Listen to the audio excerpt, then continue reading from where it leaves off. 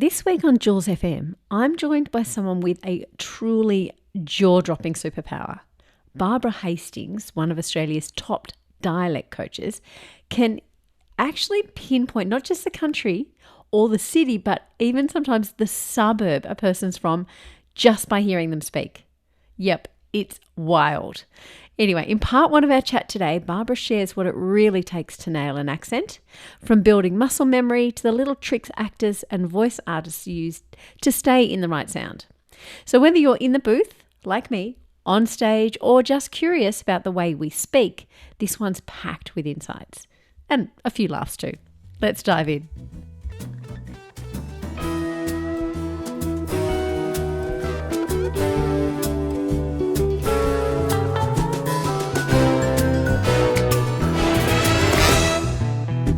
Hi, Barbara. Thank you so much for joining us today on Jules FM. It's such a pleasure to have you. How are you? I'm awake. I think I'm awake and learning. So that's two good ways to start the day. Absolutely. Are you in Melbourne at the moment? I didn't even check. You might be overseas or somewhere exotic. I have been rather exotic. I just got back from Italy and the UK. Wow. I'm in Sydney right now, and I'm going Beautiful. to Newcastle and Brisbane on Friday and Saturday. That's amazing. Wow. Awesome. Yeah. Now, Barbara, look, as a very highly successful actor, singer, and screenwriter as well, I'm just curious, what inspired you to add dialect coach to your creative toolkit? Oh, inspired me. I feel like I fell into it. It wasn't part of my plan. Although having said that, one of the first shows I ever saw, I think it was the first, was My Fair Lady.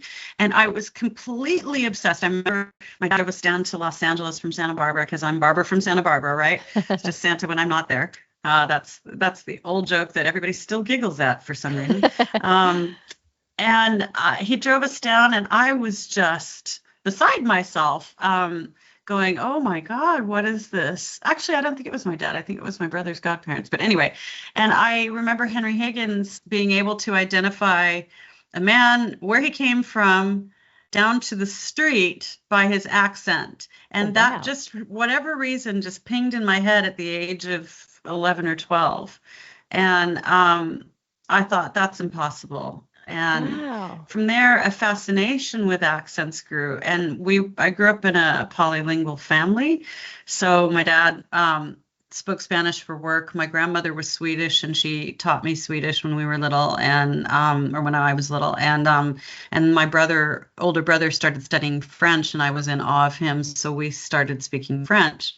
And also we were a family of scientists on one side and musicians on the other, and this brilliant crossover of the curiosity of science with the musicality of the sung word, the piano. My grandmother was a concert pianist. My brother built and played his own harpsichord, and I was a singer, obviously. Yeah. So I think that this intersection of melody, voice, language was all preparing me for where I am now.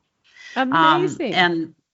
And I did rather well at voice and speech when I was doing my master's degree in acting and directing. And then when I came to Australia, I'd been a voiceover artist in the UK, in London, and I wanted to learn an Aussie accent. And a dialect coach I worked with said, hey, you taught at uni, so you can take over my class and teach my students American accent. And then she left. She left me with the job. And I just went, oh, okay. So I went, oh, I think I can do this. And it's interesting. And then things bothered me about how things were being taught and what people were learning and how they were learning. And so that took me on a whole journey, if you like. So I just sort of fell into it. That's amazing, though. It's funny how things happen like that. But it does actually make me wonder, how many languages can you actually speak? Are we talking fluent, or are we talking conversationally? Conversationally, 2 or 3 other languages apart from English. So I just came back from Italy, where I'm definitely nearly fluent in Italian. I used to be fluent in French, but I've lost a bit of that, and I'm trying to learn Swedish, but I get on Duolingo and I just go, dear God, what have I done? And my grandmother who taught me that, my grandmother had learned 1800s English because her parents were, born in the mid to late 1800s, and she was born in 1903. So she spoke that version of Swedish. So I kind of do like, Okay. what? And things A are little bit not different. pronounced the same. No, And I it's think, evolved. well, all languages evolve. Mm, So yep. each accent, rather, well, languages, yeah, but we don't sound like Shakespeare sounded. No. We don't even sound like our grandparents sounded. We don't sound like our parents. Each generation has this evolving sound. So my kids don't sound like me. I mean, they're Australian, so yeah, they don't sound like me, but they don't sound like their dad either. So, Mm, I think to get stuck in a pattern that says something must be pronounced this way, or there's some concept of perfect, mm. is really unhelpful, Okay. because we're human and we change. So Absolutely. No, this is very true. So tell me, as you know, my quest at the moment, and I love voiceovers, so any voiceovers, but particularly heading into animation, how important is it for me to have or to be able to master the US accent? that's a really good question. Mm, I think I think mastering any accent for voiceover is really helpful. yep. And I'm just going to give you an example. I used to Mm. work in a voiceover studio where we'd get faxed. That tells you how long ago this was. We would get faxed a script, and we'd Yep. have 15 minutes to go through the script, decide on the accent if it wasn't given to us, and then go in the Mm. booth and another 15 minutes to record the Wow. spot. And it was mostly commercial. Sometimes it was not. But Mm. so having that toolkit of what accents Mm. we could offer just immediately was super important. Yep. So I'd say for animation, absolutely have an Yeah. American accent available. It's important. I think it's going to depend on your agent and who your contacts are, and what you manifest. Yes, absolutely. I'm with you there. No, and that's exactly right. Yeah, I figured that as much, as you know, because we have worked together before and you've been Yeah, amazing at helping me. Well, tell me, thanks. what's the oh, no worries. What's the number one mistake that you see that generally Aussies will make when they're trying to do a US accent? Um, I think the thing that I coach most, and my litmus test is on a night shoot at 3 a.m. with, experienced actors Yeah. when Yeah, they're right. tired, when, we've already had our lunch break or whatever, the thing that leaves their accent first. Yep. And interestingly, it's not the R's. Most people think it's Ah. the sound, because by that stage, at least with people who've been around the block a little bit, that's the most obvious thing, and they've trained Mm. themselves really well for that. It's more the diphthongs. So the I sound, the A as in say sound, oi as in boy, O as in no, and Mm. ow as in how. Okay. Those sounds go first, especially the I sound. Yeah, right. Okay. Wow. Okay. And so what tip is there a tip that you give them to help them dip back into that? Well, yeah. So get a good amount of sleep before you go on a night shoot. Is very true. Yeah. Okay. Look, whenever I I think it's like any acting job. You just have to sort of monitor your fatigue levels and your, Mm. what's going on set, because each set is different, each play is different. But I think the one thing that really helps an actor most is muscle memory, and that's certainly Mm. what's helped me. So once it's in your muscle memory, and you feel things slipping, and I have, I do Australian and other, accents on set, myself as an actor, and Yep. I I kind of know when I'm gonna be at my worst, Yep. and I Okay. ask for help around me, Hmm. ADs and things, people to listen, and then if I need to, then I'll have a coffee, or can you, have a bite to eat, and then do some drills. Mm. But the other thing too, oddly, is to not freak out about it, Yeah, because right. if you are, you find yourself in a voiceover studio and you're on the 16th take of something, By then you're pretty fatigued and they've Possibly probably getting got what they've stressed. wanted. Right. They've got Yeah. what they wanted. We're in a digital age where they can go back and edit in the right sound, which you've Mm. probably done in your first few takes. Yep. So that's where I'm at with coaching on set. I give people 4 or 5 takes. I note down which take was their best. If I'm allowed to intervene, I'll intervene at that stage to remind them. And after that, the work is pretty much done before they get on set. That's that muscle Um, memory, isn't it? And making sure that they've got it down pat to start with. So, yeah, but also one girl had it down pat yeah. on something I was coaching, and every time the camera rolled, she messed it up. Every time. Yeah. And the director, it was a really high budget project, and the Oh, director's like, "What's no. going on?" And putting pressure on me, Yes. and I'm like, "She can do it off camera," and her nerves Oh, take over. yeah.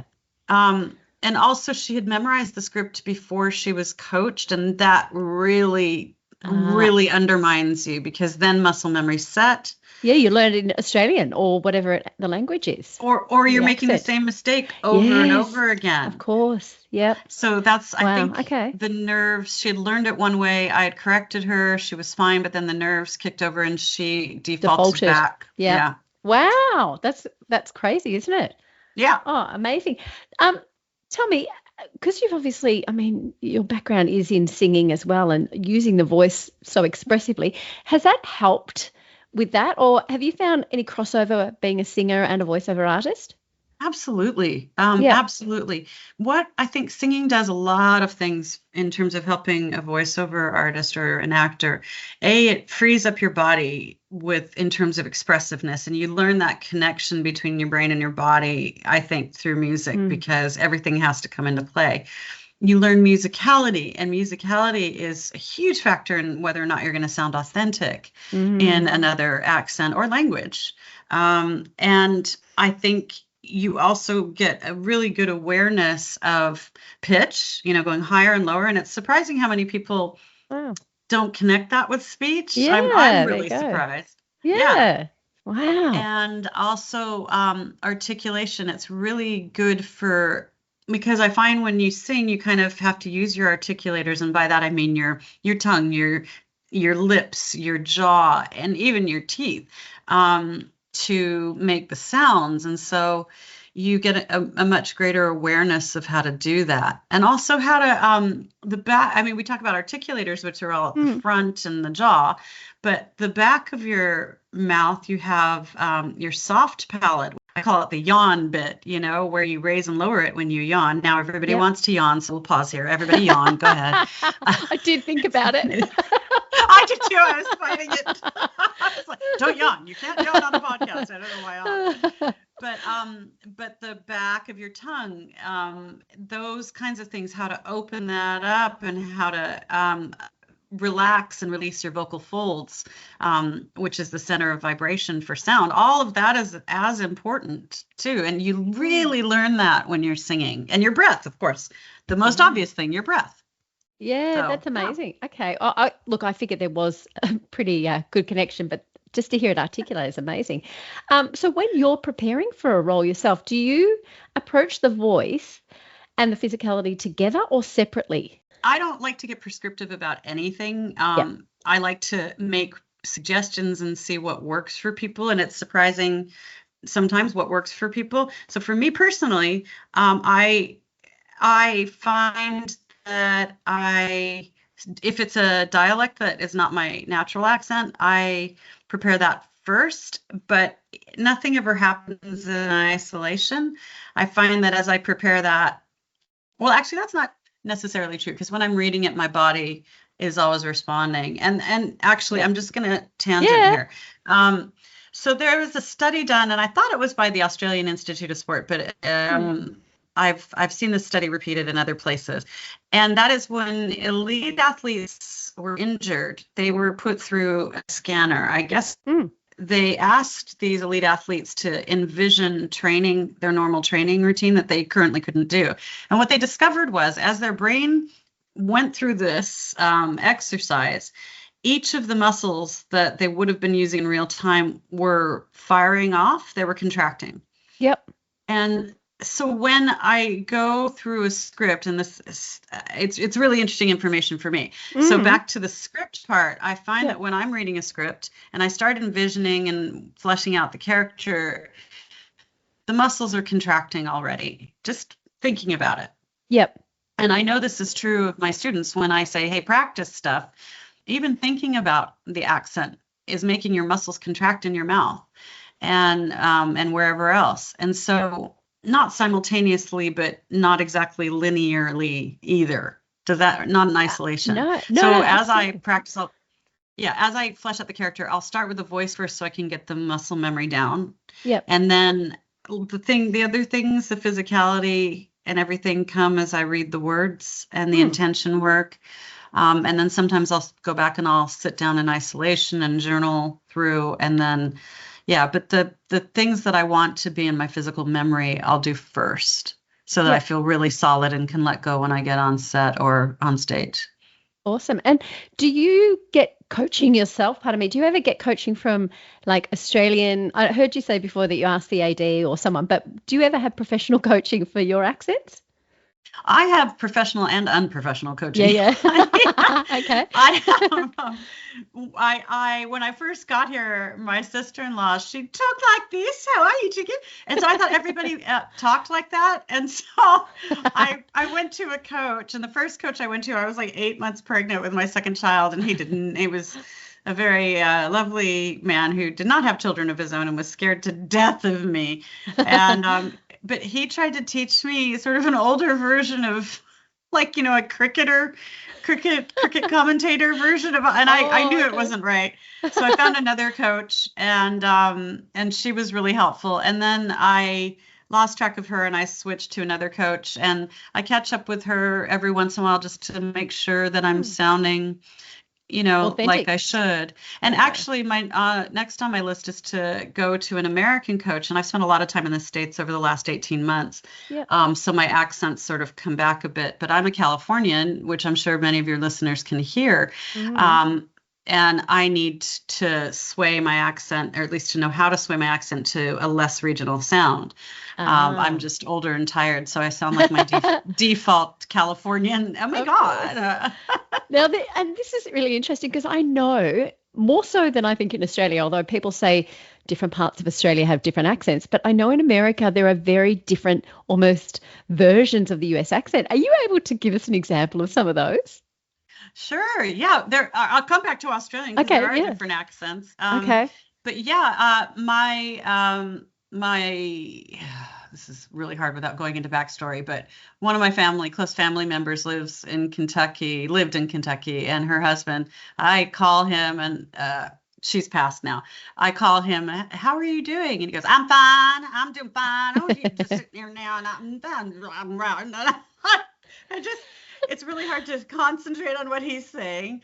My grandmother was born in Minnesota, raised in Wisconsin, and she had this sound, as did one of my uni professors. Oh, Barbie, your hair's made of spun gold. It's that Fargo sound. Yes, as And I was talking about that the other day. It's so lyrical, isn't it? And oh, yeah. yeah, it's a really funny sound. And Yeah. the phrase I use for that sound is throw the baby downstairs a cookie. Ah, yeah, right. Because it helps throw the baby down the stairs You get quickly. the O sound, which is Yes, oh no, I don't want to go. yes. Oh yeah, how you doing? Love Yeah, that. want some It teas? it almost And doesn't sound like a real accent because it's so woo da loo da doo da doo. yeah, and it was heavily influenced by German and mainly Ah, that Scandinavian makes sense. immigration. Yeah, at the turn of the previous century. And then Texas, all right, all Ah, right, all right. Matthew McConaughey, that's an East Texas accent. Texas, are you my friend? You're my best friend, which is very different to the Kentucky accent, which is, well, I'm just fine. That yeah, bit, yeah, I'm yeah, fine. yeah. I'm just on the computer, and the R's are really extended. And Mm. then you get the New York, and that was heavily Coffee. influenced by, yeah, New York. And Yeah. you want a Twang. coffee? You want a coffee Yeah. talk? We can talk about it later. Yeah, And that's I think of Seinfeld when I hear that kind of, that kind of accent. So, exactly. mm, And then, so those are the classic, regions. okay. you get Chicago too, which is this Midwest, and I think of these girls who it's the ah sound. It just is really ah. I can't, I'd have to think of what's the number one mistake you see Aussies make? So they would say Aussies make when you're trying to do a U.S. accent, and it's very twangy to me. Yeah, okay. I had to coach a series once where it was a lot of that accent, and I was like, I don't want to do that. Yeah, okay. Yeah, really have to probably think about it. Yeah, I think there's like 157 different regionals, and Oh, wow. into like Creole, which is there's the Creole accent and then the Creole, which is a language, but the Creole accent from Louisiana, and that's best observed, in my view, in The Princess and the Frog, the Disney film. There's a Okay. the lightning bug I'll character have to go called back and listen Ray. to that again. Yeah, right. It's so great, and he's not from there. That voiceover artist, and he just does the accent so Oh, beautifully. wow. I love it. And He's kind of a wizard. Yeah. which accent, I feel like it's yours, but which accent is probably, if you had to, I mean, learning all would be amazing, but if you had to choose, like a voiceover artist needs to learn an American accent, is it is it California, or is it, like, I've heard it's North American, which I think is California and almost Canadian. Like, what kind of general No, American accent? yeah, General American is what it's called, although, Okay. casting directors and agents call it Standard American. But if you Okay. called it that in the States, people would go, that's a different thing. Standard American is what we would think of as transatlantic. And Okay. so that's like, oh, darling, get me a martini. It's that Ah, quasi-British okay. sound from the 1940s. And they Yeah. used to teach it. It's a learned accent. It's not an accent Wow. that developed in the wild. Yep. Okay. Um, So would it General be more American is like also yours? Yeah. Oh, sorry. to a degree, although right now, because I haven't finished my coffee yet, I'm sounding very, very, well, not very, I'm sounding a little bit Californian, and I always will. General American is what we aim for. So, and again, it's a learned accent, much like British RP, received pronunciation. It Yep. doesn't develop in the wild. And it is considered a so-called neutral accent. There's no such thing as a neutral is made up. Okay. So I like to say to people that the Hollywood accent that's allegedly neutral, that people like Brad Pitt and Julia Roberts have learned, and Selena Gomez, for your generation, it's sort of thought of as being, there's two schools of thought. It started in Ohio, right in the dead center of the U.S., and for whatever reason, I don't know why it would have started there. To me, the more logical explanation is when moving pictures started having sound. And for clarity and, whatever, for aesthetics, I guess, oral aesthetics. Oh God, did I just invent a new phrase? For that, they developed this Hollywood sound, which is more or less what I'm speaking. And I've got a West Coast bent on it. There's an East Coast version of it that people like Anne Hathaway Oh, and okay. Leonardo DiCaprio would speak. Yep. Anne Hathaway, you'll hear it on words like Harry, the name Harry. She'd say Harry. So there's just slight differences. For Julia Roberts, Brad Pitt, even George Clooney, they all overcame their Southern accents and tweaked certain sounds to sound more Hollywood. So Okay. I'd say that General American, and particularly because outside of the film industry, I don't know many people who learn it. Yeah. I would say that it developed out of Hollywood, or at least maybe New York, because of the stage scene there, And that's the one that So you would like, I should learn, that people would need to learn if they wanted to kind of get into voiceovers in that area. I Okay. would suggest that, yeah. Yeah. Most casting directors, what they're looking for is that accent. Perfect.